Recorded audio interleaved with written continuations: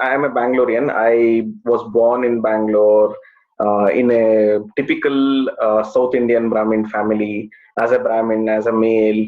So the only thing was that we were not financially so privileged. But yeah, socially, yeah, I was. I grew up in Bangalore in the old areas of Malleshwaram. So I studied in a Brahmin school. I studied in a Brahmin college, and only then I kind of got exposed to people. I mean, the school and college where I studied was also mostly with Brahmin students like me, and students who were not. Also learned to be one among us. So uh, yeah, I mean, it surprises me even today that I grew up in such an environment, and my whole childhood was influenced by all that. My family, which was a typical Brahmin family, which believed or even now believe in a lot of customs that come from because of that, believed in God, religion, everything. And then even in school and college that I went to, the beliefs were same. The kind of people I met were same, and the kind of conversations that happened at home, at school, at college, kind of things that were allowed, kind of things that were not allowed, the sense of good, bad, morality, everything was very same, very similar and same. For 18 years, I was in the same environment without exposure to anything else. My family, people around whom I grew up, obviously have influenced me a lot, and that environment has influenced me a lot. My home has influenced me a lot, and in fact, if you look at it as a structure, it connects me even today. I mean, even today, I feel so nostalgic if I go to the locality, if I go to the place, because I was living there for, like I told you, like 18, 20 years in the same street, in the same house. Probably with, probably so many people are still living there whom I spent my childhood with. So I have a very strong connect with all that, of course. And on the hindsight, it has been a hindrance to a great extent to me to break some of those connections, which also are essential.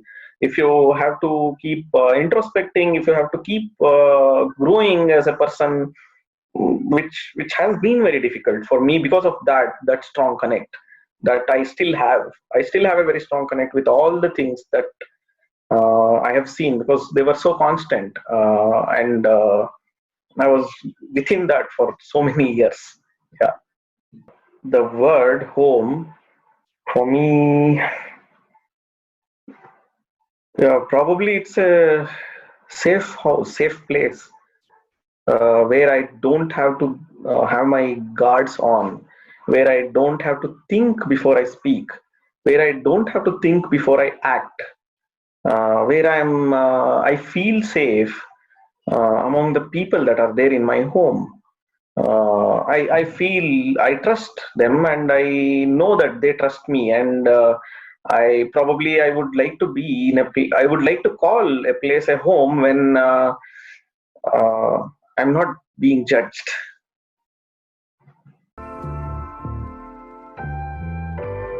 From my childhood, we were not financially really well to do, and then even after I graduated and found a job, because of all the financial responsibility that came on, I was always thinking that I am the victim of so many things, which is true, but I did not really pay heed to those things that have come to me as privilege because of probably my birth, because of my caste, because of the language, because of being a man, so many things.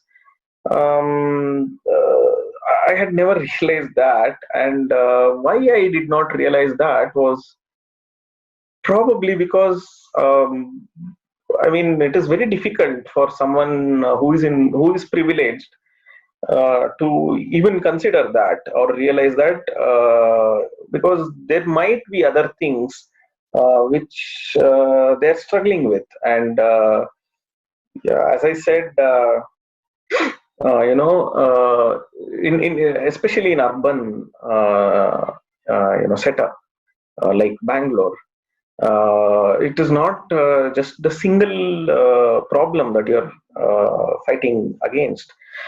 You're probably fighting against so many such privileges. I am privileged in a certain sense because I'm a male. Being a male itself is such a big privilege in this society, and I'm probably privileged also because I'm a Brahmin coming from a Hindu family in India, South India especially. And the other thing is, I have been in Bangalore, and language-wise also, I am so privileged. But at the same time, because of all the urban problems that we have, not, I won't say problems, urban setup that we have, perhaps I'm not so privileged financially. I'm not so privileged when it comes to the class division that we have, or when it comes to the kind of probably to make a name for yourself. Of course, it's not a privilege. You can in olden times, it was a privilege. If you are a son of someone, you already made a name. It is there to some extent today, but yeah, I mean, it all depends on what effort you put and where. So those things were always there.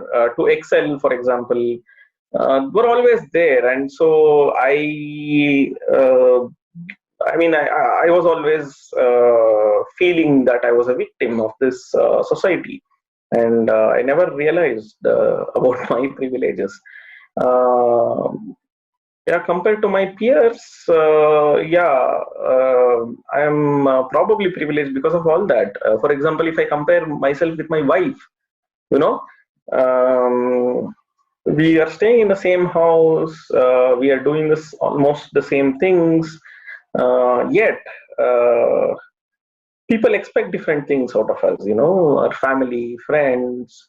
um, People don't like us, especially my wife. I mean, I'm generalizing it. It's not just about me. I think it is a general statement. What I have observed in any of the house of my family or even friends. So, for example, if you look at it, if you look at it from the friend circle perspective, you usually choose your friends. You cannot choose your relationship or the blood relatives, but you can choose your friends. But now I wonder why I just don't have friends who are of probably of a different religion, probably of different. I have friends of different caste, but probably of lower caste. I don't have friends. I don't have, yeah, of course, because of all the, software companies, the jobs that I do, and then globalization and all the other things. Because I'm in Bangalore, I can say that I have friends who don't know how to speak Kannada. Uh, but that's okay. I mean, yeah, so it's a mix and match of everything, yeah, in certain sense I'm privileged, like I said, compared to my peers. If I compare myself with my wife, I'm totally privileged. I mean, for example, when someone visits my house, they don't expect me to serve them coffee. They expect my wife to serve them coffee, not them. Forget them.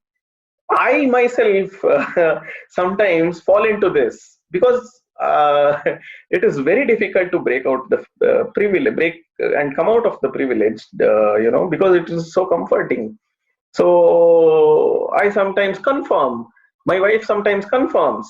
though we every day struggle to come out of those things, we sometimes conform to it, and we are happy, being discriminated. I'm not me, but my wife, for example, she is happy to serve some guests who come to my house, and she is happy that I'm sitting with them chatting all the while when she is serving.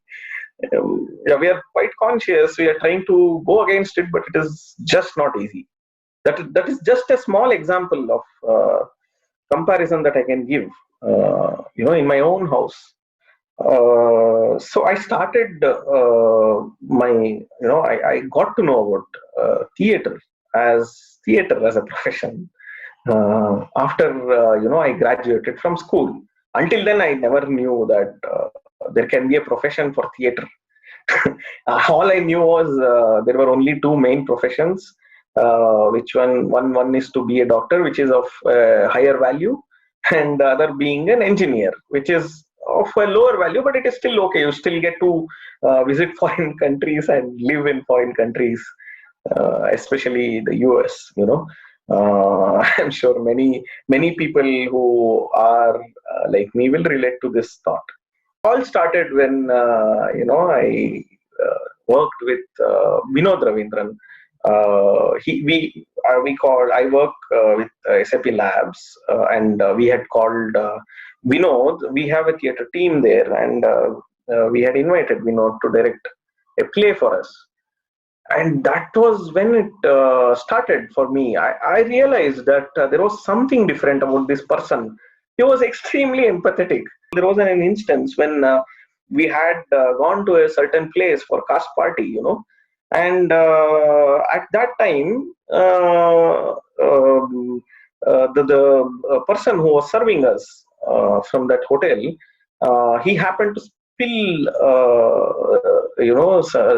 water on Vinod, who was the director. And we were also furious for that guy to have done that. But then at that moment, looking at how he reacted and what reasoning he gave, it started changing for me. He just told that it could have been your own father who would have done that. And would you still react in the same way? Yeah, would you still be so furious? Would you still expect such discipline from the person? No, right? Uh, so why can't you look at everyone with the same love, respect, and empathy? So that's where it started for me. And it's not, believe me, it's not too long back. It's very, very recent. It's as recent as like 5 years back. For now, at this moment, the lowest point of my life probably was I and my wife, we are married for around 7.5 years now. And we both are, I'm not an artist by profession, but I have always, it is almost like a second profession for me. But my wife is a full-time artist, and art is her profession. And we had invested so much in doing arts, and despite all that, we both sacrificed all that. I would not say sacrifice, but we stopped all that to have our baby. And when he came, we were so happy, and it was so difficult for us.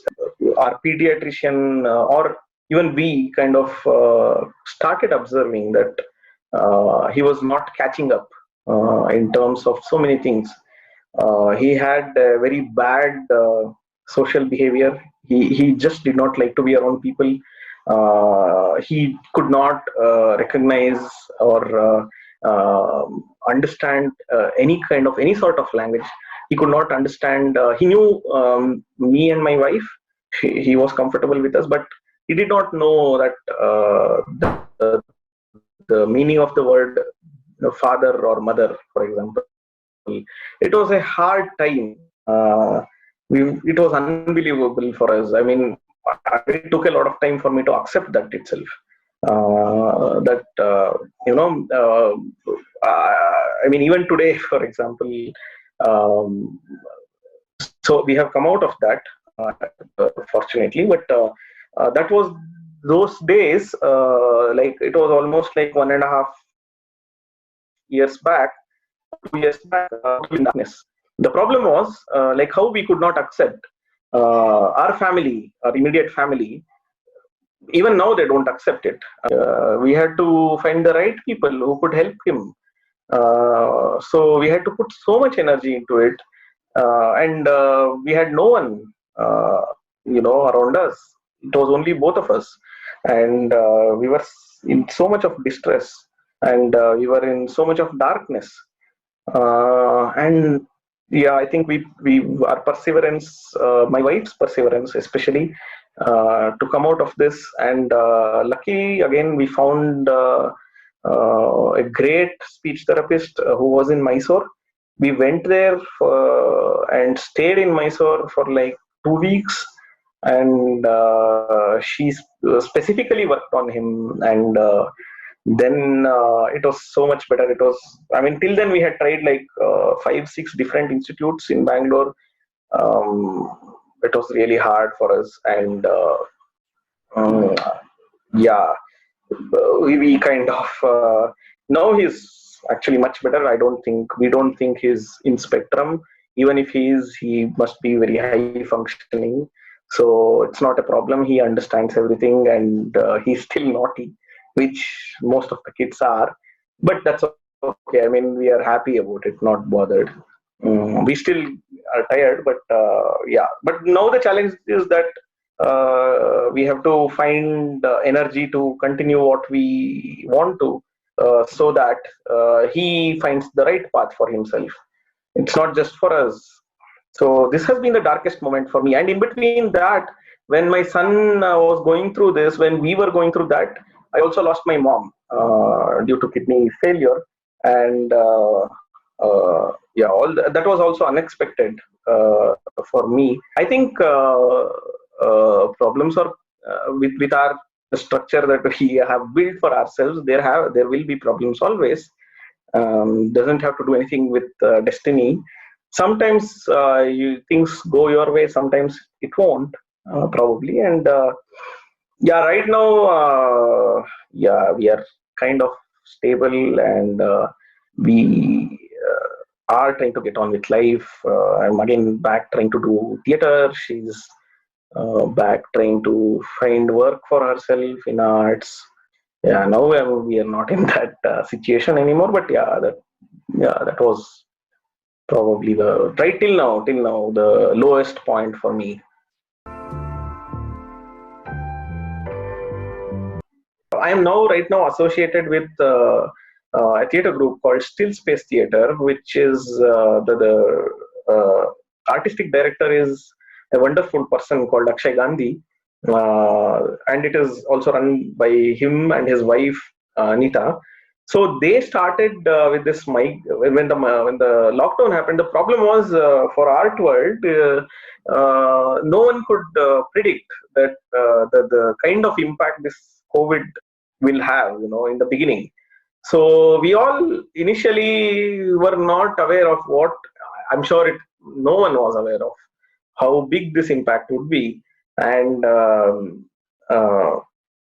when it came, probably everyone responded, and many theater friends of mine, uh, came forward to first of all help our own community, which as civilians, which where the most affected were the migrant workers who had no means.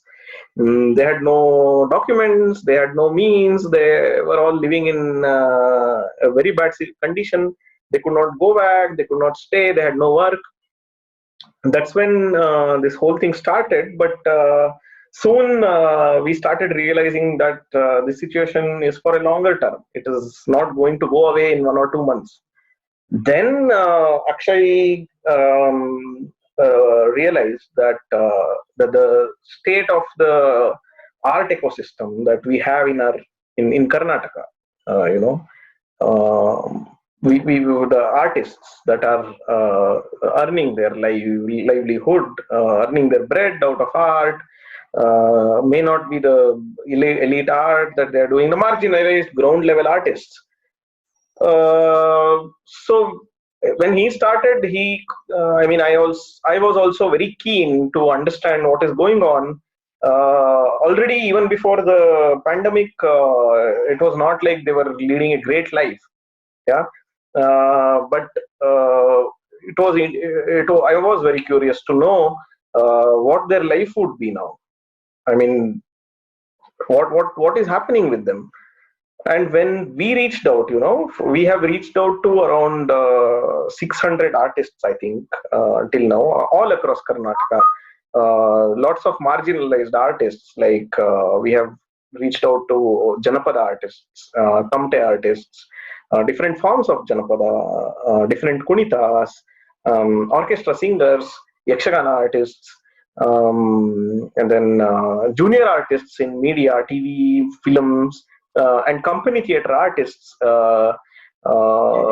professional artists, company theater artists, professional theater artists, makeup artists, weavers, so on and so forth. A lot of them, singers, dancers. And what we realized was most of them have lost hope. The problem is that they have always been so dependent on their art that they just don't know what else to do. They just can't find any other work. No one knew that there will be a day like this when they cannot perform something and earn something. So they have come to this now, and the whole ecosystem is shattered. And unfortunately, there has been no organization, there has been no community in a larger sense in Karnataka, which could have taken care of these artists. There are many various organization, cooperative societies, so many things are there, but they are very the numbers are very low, and the kind of work they are probably doing is just not sufficient. It just not helps anyone. According to government, art is not essential. That's another huge hopelessness that has been created in any artist's life today. So we realized all that. It was very difficult. We were like 5 people volunteering, and we just didn't know how to go about it, because it gets tricky, when we have limited resource. We have to be sure that we are supporting the right people. So we decided to call and talk to all the artists, every one of them who had reached out. We thought that in the beginning we should provide a basic relief, which could free up their mind for next 1-2 weeks or 10 days. So we started out with providing a small ration kit of 570 rupees. Not only that, we also tried to provide with medical kits, or sometimes they were so happy to even get a call from someone who is asking them about their situation, because they had lacked any hope and any moral support. So they were just happy to talk to us. One day I had made 5 calls, and it took me 6 hours. So I was speaking to them, and they were so happy to speak to me so much. So that itself provided a basic relief for so many of those artists. And once we did that, we then tried to reach out to different organizations. For example, Bangalore Little Theatre did a reading session, script reading session, and whatever funds they could get from there, they decided to donate to this cause. And similarly, other groups who came together, like Toyo, they all supported in the second phase to help us generate revenue.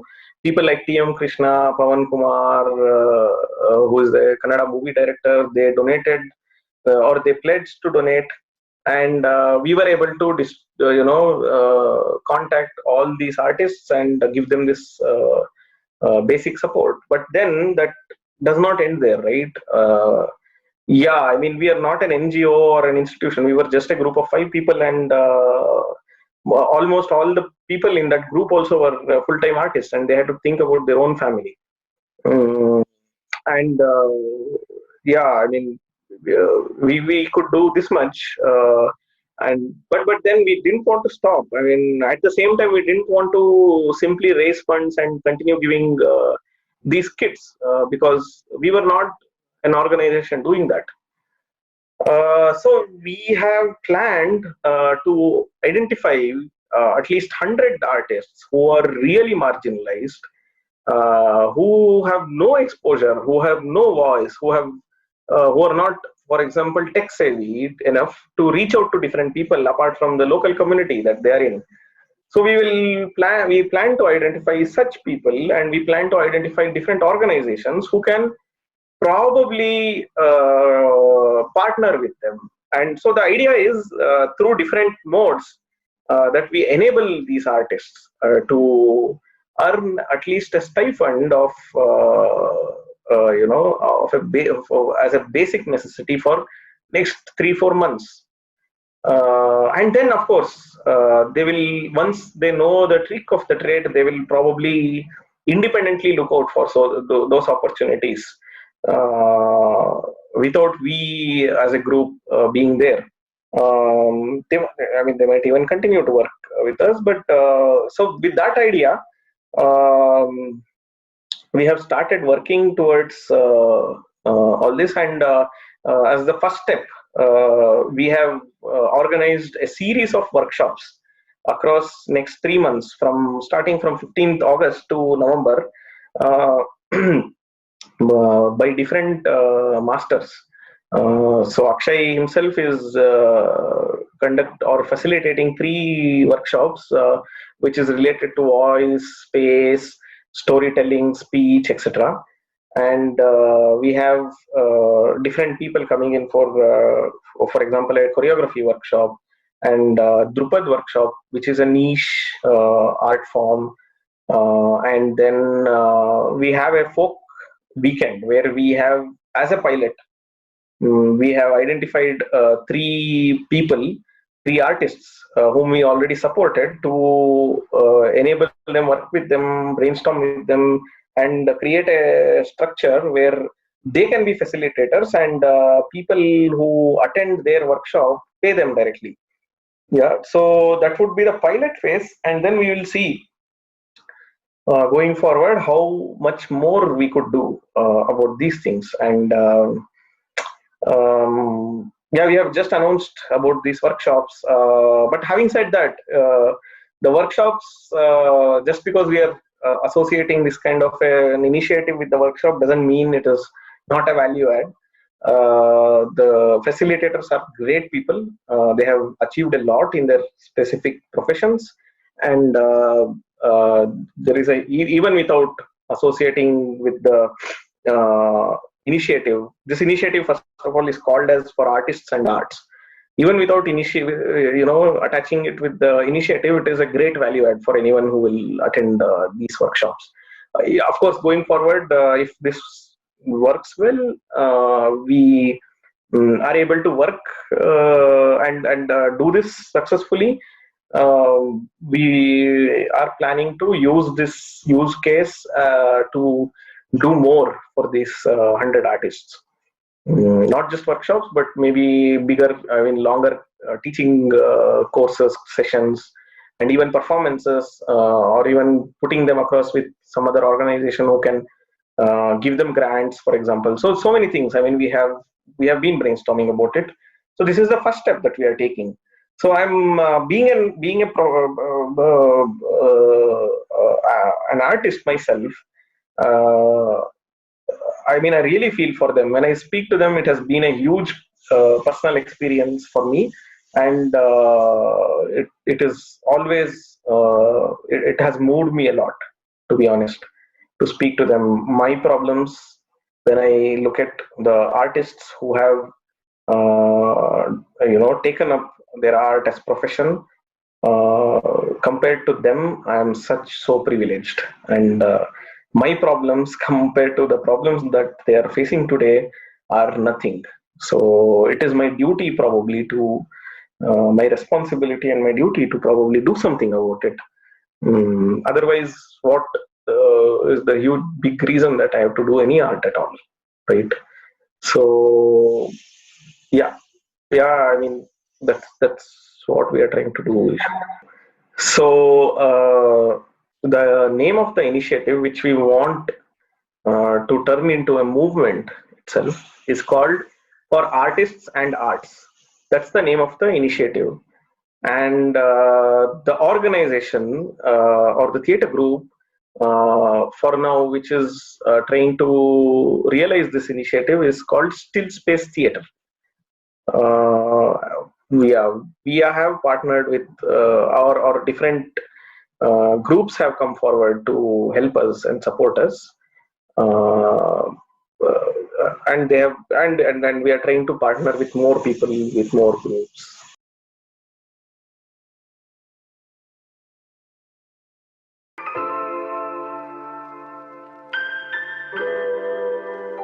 Let's untag ourselves.